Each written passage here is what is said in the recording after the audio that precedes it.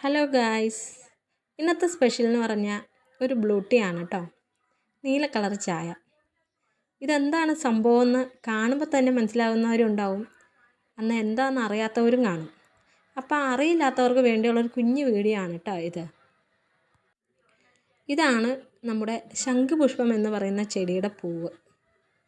ആ പൂവ് കൊണ്ടുണ്ടാക്കുന്ന ചായയാണ് നമ്മൾ ബ്ലൂ ടീ എന്ന് പറയുന്നത്. അപ്പോൾ ഇത് രണ്ട് രീതിയിൽ നമുക്ക് ചായ ആയിട്ട് ഉണ്ടാക്കാം കേട്ടോ.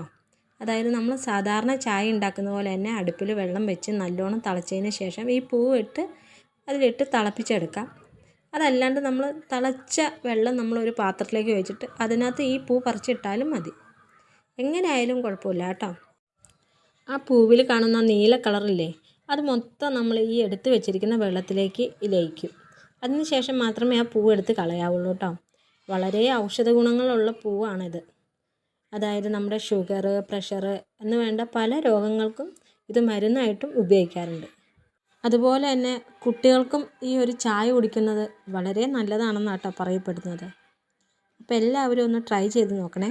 Okay, by.